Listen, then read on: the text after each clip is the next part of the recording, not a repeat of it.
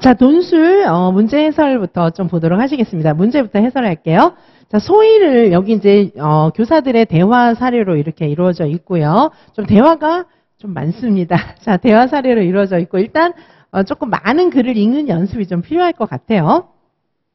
소위를 취약 증후군 유아로 판단할 수 있는 이유. 취약 증후군이라고 하는 것은 뭐냐 하면 질병에 굉장히 걸리기 쉬운 유아를 얘기하는 거예요. 근데 그 중에는 이제 심각하지 않은 질병 가지고 자꾸 아프다고 하고 이제 정신적인 조금 스트레스나 이런 것 때문에 질병도 실제로 자주 걸리지만은 별다른 그런 질병이 아닌데도 자꾸 아프다고 하고 유치원에 안 오고 뭐 이러는 증상이 있는 유아를 취약 증후군이라고 합니다. 자, 취약 증후군 유아로 판단할 수 있는 이유가 뭔지 요거를 좀 제시를 하고 그 다음에 이 교사의 잘못된 대응 방안 한 가지 요걸 설명하고 그 다음에 학부모와 가정 연계 시에 유의할 점 두 가지를 제시하라. 뭐 이런 문제입니다. 자, 그래서 이제 이렇게 좀 보시고요. 자, 그리고 2번 문제는 이제 김교사 학급의 명호라는 유아가 가지고 있는 문제점 두 가지, 그리고 지도 방안 한 가지, 요걸 이제 각각 제시하라고 하는 것입니다. 자, 그 다음에 3번 문제는 또 밑에 나와 있는 윤교사의 대화에 근거해서 지역이에게 응급처치를 어떻게 해야 하는지 이제 대화 내용에 근거해서 4가지 절차, 요거를 이제 설명해야 합니다. 응급처치를 한 4가지 사례가 이제 나와 있는 거죠. 절차적으로. 그 다음에 이 교사의 스트레스 원인 2가지를 제시하고 그에 따른 스트레스 해소 방안을 제시하라고 하는 것입니다. 자, 먼저 이제 이 교사가 이야기하고 있는 거 좀 보시면, 우리 반의 소희는 자주 배가 아프다고 하고 머리도 아프다고 매번 이제 양호실에 간다는 거죠. 자, 부모님께 그래서 이제 선생님이 전화를 한 거예요. 애가 맨날 아프니까. 소희가 많이 아파하니까 병원에 데려가 보는 게 좋을 것 같아요. 이렇게 얘기하면서, 소희랑 막 엄청 또 소희가 엄마랑 엄청 떨어지기 싫어하는 거예요. 그러니까 이제 분리불안 증세 뭐 이런 것 때문일 수도 있어요. 어떤 이유 때문이 분리불안이 있든지 아니면 부모님의 뭐 여기 보시면 밑에 이제, 부모님의 양육 태도가 조금 잘못됐던지 뭐 이런 게 있을 수도 있어요. 작년 담임인 오 교사가 얘기하고 있어요. 부모님의 양육 방식도 좀 문제가 있다. 양육 방식에 문제가 있던지 뭐가 문제가 있던지 심리적인 원인일 수도 사실은 있습니다. 자, 그래서 이 교사가 보고 대뜸 부모님한테 뭐라고 했냐 하면은 혹시 얘가 무슨 병이 있는 거 아닐까요? 엄마랑 안 떨어지려고 하고 자꾸 아프다고 하고 이런 걸로 봐서 얘 무슨 병이 있는 거 아닐까요? 이렇게 말을 한 거예요. 그럼 이제 부모님은 되게 걱정되겠죠. 교사가 그렇게 얘기를 하면 막 예민해지시면서 사실 소희가 어렸을 때 폐렴으로 중환자실에 있은 적도 있는데 어떡하죠? 막 걱정하는 거예요. 그런데 사실 보니까 멀쩡한데 나중에 이제 자세히 보니까 멀쩡한데 엄마랑 떨어질 때 자기가 하기 싫은 활동이 있을 때 이런 때만 아프다고 하는 거예요. 그러니까 얘는 이제 진짜 몸이 아픈 취약증후군이라기보다는 자꾸 이제 자신이 아프다는 핑계를 대면서 정신적으로 이제 아프다 뭐 이제 이런 문제가 있는 취약증후군의 유아라는 그런 내용들이 있습니다. 자, 그리고 이제 여기 오 교사가 얘기하는 거 보면은 소위는 취약 아동 증후군에 노출이 되어 있지만 이거는 좀 이제 부모님의 그런 양육 방식에 오히려 더 문제가 있어 보인다. 뭐 이런 얘기들을 하고 있어요. 자, 이제 이렇게 보실 수가 있고 소위의 문제에 대해서는 그래서 요걸 기준으로 해서 이제 1번 문제에 답하시면 되겠고요. 자, 명호의 문제점. 여기 이제 명호의 문제점이 또 있습니다. 자, 명호의 문제점. 명호는 보시면은 자유놀이 시간에 컴퓨터 영역에만 가면 다른 영역으로 전혀 이동을 안 하는 거예요. 자유놀이 시간이니까 이제 자기가 마음대로 놀 수 있잖아요. 그래도 컴퓨터도 하고 딴 것도 하고 막 이래야 되는데 맨날 컴퓨터만 하고 있는 거예요. 그리고 선생님이 이렇게 오래 하면 안 돼. 막 이렇게 얘기하면 조금만 더 할 거예요. 이것만 하고요. 막 이렇게 얘기하고 통제가 전혀 안 되는 모습을 보이고 있습니다. 자, 요즘에 컴퓨터 중독이 컴퓨터 중독의 증세를 보이는 친구들은 꽤 많이 있거든요. 자, 그래서 자, 이것도 이제 얘가 보니까 명호 어머니한테도 여쭤봤더니 식사할 때나 잠들기 전까지 계속 태블릿 갖고 게임을 한다고 하시는 거예요. 자, 이런 걸로 봤을 때, 이제 그리고, 이제 부모님하고 상담하고 이렇게 해본 결과 맞벌이 하시는 부모님께서 애를 달래려고 미디어에 많이 의존하신 것 같다. 뭐 이렇게 얘기를 하고 있는 거예요. 자, 여기서 이 대화 내용에 근거해서 명호의 문제점 2가지. 자, 여기 이제 드러난 명어의 문제점은 계속 컴퓨터만 하는 거. 그쵸? 그리고 또 하나는, 얘가 이제 친구들하고도 관계도 안 좋은 거예요. 친구들이 함께 놀자고 해도 혼자 교실 구석에서 스마트폰 게임만 하면서 친구들하고 어울리는 것을 전혀 좋아하지 않는 겁니다. 그러니까 얘가 계속 컴퓨터만 하는 거. 그 다음에 컴퓨터만 한 결과 친구 관계도 안 좋아진 거. 뭐 이런 이제 문제점을 제시하면 되겠죠. 자, 이렇게 볼 수가 있습니다. 자, 그 다음에 3번에 윤 교사의 대화 내용에 근거해서 지혁이에게 응급처치를 해야 하는 그런 어떻게 해야 하는지 4가지 절차를 설명하라고 하는 게 있는데, 자, 윤 교사는 또 이제 얘기를 하고 있어요. 지난번에 이 선생님 학급에서 지혁이가 이 선생님 반에 앤 거예요. 그러니까 이 선생님은 얼마나 힘들겠어요.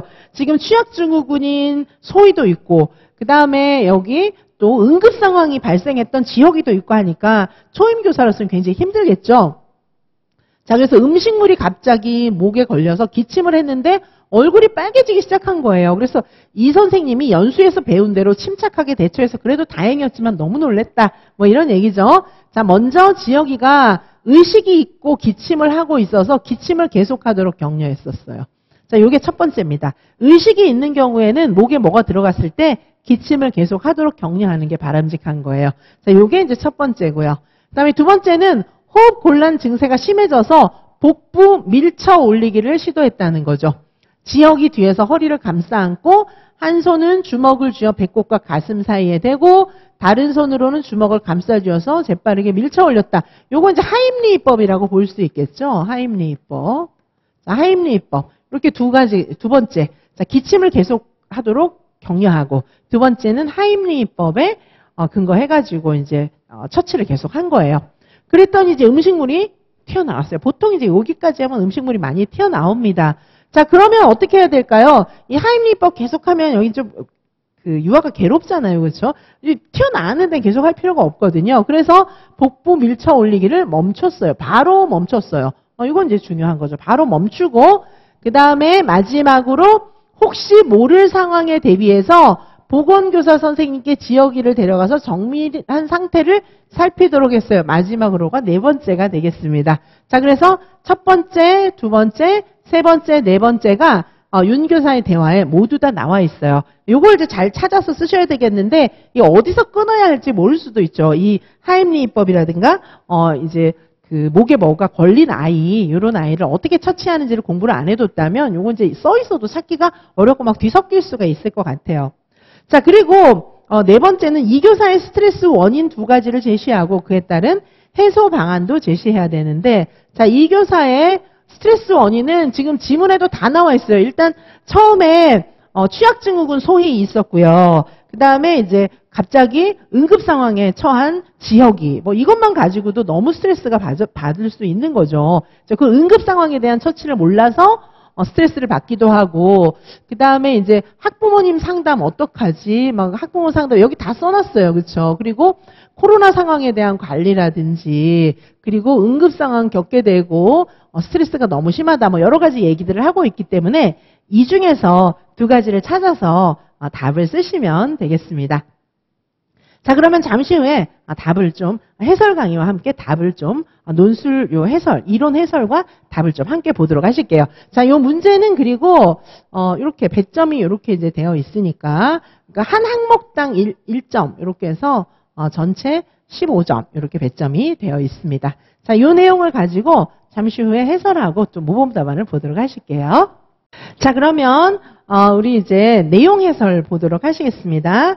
먼저 이제 아까 이제 제시문에 나와 있었던 소희 있잖아요. 소희가 취약증후군이었는데, 자, 취약한 유아가 어떤 건지 좀 말씀을 드리도록 하겠습니다.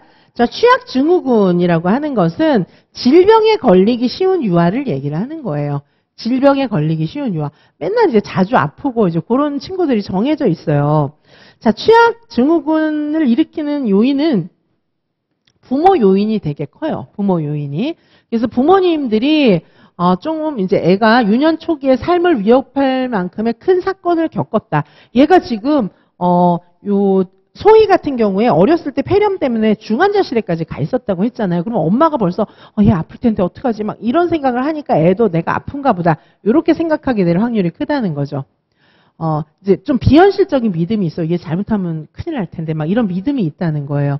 자, 그리고 사소한 증상에도 막 의사한테 막 전화하고, 그리고 자녀는 부모가 일단 자녀 떨어지는 것에 두려움을 갖고 있다 보니까 자녀도 부모와 떨어지는 것에 굉장히 두려움을 갖고 있을 수가 있습니다. 자, 그리고 증상으로는 심각하지 않은 병으로 자꾸 의사를 찾아오고 또 학습에 어려움도 겪고 주로 복통, 두통 막 이런 정서적인 증상으로 나타나는 병 있잖아요. 건강검진하면 아무런 문제가 없는데 배가 아픈 것 같고 머리가 아픈 것 같고 이런 증상이 자꾸 나타나는 거예요.